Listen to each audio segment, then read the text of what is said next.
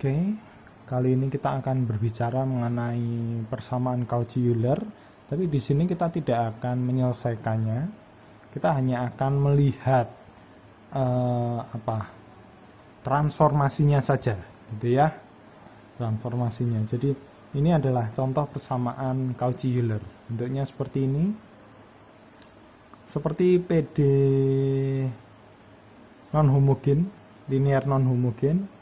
Ruas kanan ada bentuk ini untuk fungsi dalam X. Nah, tetapi koefisiennya di sana bukan konstan, perhatikan. Tapi ya bentuknya seperti ini. Secara umum X pangkat N gitu ya, bukan konstan.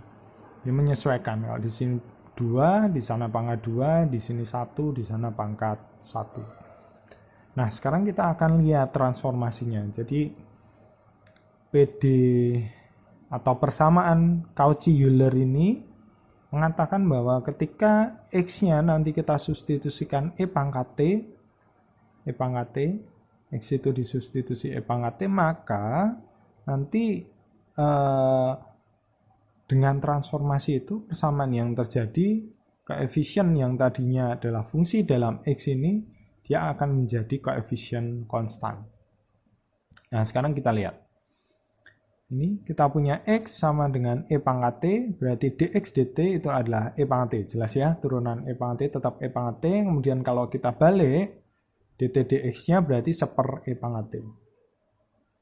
Oke, lanjut. Kita akan lihat ini, dy dx. Dy dx ini akan kita bawa ke dalam bentuk dy dt. Perhatikan. Dy dx ini bisa saya tulis dy dt dikali dengan dt dx. Jadi ini kan bisa dihilangkan gitu. Jadi sifatnya mirip dengan perkalian biasa gitu. A per B bisa kita tulis A per C kali C per B.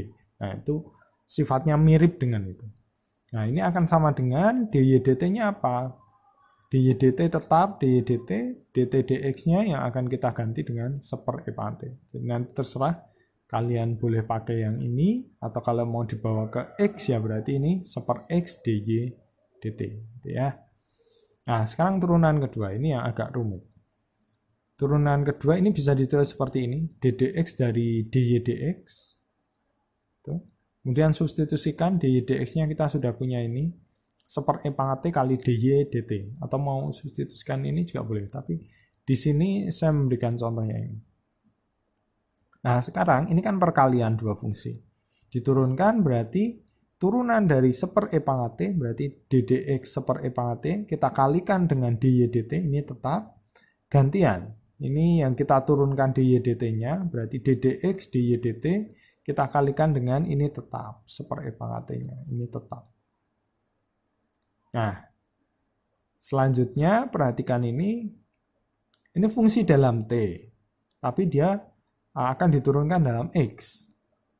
Karena kita nggak tahu hubungan X dan T ini agak sulit gitu ya. Agak sulit. Atau sebenarnya kalau ini mau dibuat dalam X mungkin bisa lebih sederhana. Tapi pada contoh ini saya buat dalam T. Perhatikan ini. ddx seper E pangkat T itu bisa saya tulis dengan, ini kan turunan dari seper E pangkat T terhadap X, saya ganti dengan turunan seper E pangkat T terhadap T. Tetapi saya kalikan dengan dt dx. Jadi kalau seperti dengan perkalian ini kan sebenarnya bisa dicoret, istilahnya begitu. Bisa dicoret, kan akan sama dengan ini. Nah, itu. Kemudian ini seper E pangkat T-nya saya letakkan depan. Kemudian ini perhatikan ddx dy dt. Ini sama idenya. Perhatikan dy dt-nya tetap. Nah, ini ddx-nya saya ubah munculkan dt di sana. Gitu. Nah, ini sorry. Ini kelebihan gitu ya. Nah, kemudian ini seper E pangkat T turunkan dt dx ini di atas sudah ada. Kemudian kali dy dt.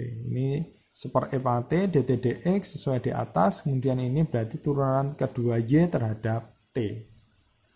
Nah, ini seper E pangkat T jadi seper E pangkat 2T. Nah, ini keluarkan seper E pangkat 2T, jadi ini Atau kalau mau dalam X berarti menjadi ini. Nah, setelah itu nanti kalian tinggal substitusikan. Perhatikan, kalau kalian mau pakai ini, seper E pangkat T DYDT, pakai ini. Jadi kalau kalian mau menggunakan ini harus konsisten. Berarti yang di sini kalian menggunakan ini untuk memudahkan. Nah, kalau kalian menggunakan yang saya lingkari ini, berarti di sana X-nya juga harus kalian ganti dengan E pangkat T untuk memudahkan. Gitu. Tetapi kalau kalian menggunakan yang ini saya kotai, ya, menggunakan yang ini. Jadi X-nya dibiarkan saja. Kenapa? Karena nanti akan hilang dengan ini. Ada X di sana, ada X kuadrat di sana, nanti bisa dicoret-coret, istilahnya seperti itu, saling menghilangkan. Jadi tidak perlu X ini kalian bawa ke dalam E pangkat T. Tetapi kalau menggunakan yang saya lingkari, nah silahkan X di sini, bentuk X di sini juga dibawa ke dalam bentuk E pangkat T. Demikian, semoga bisa dipahami. Terima kasih.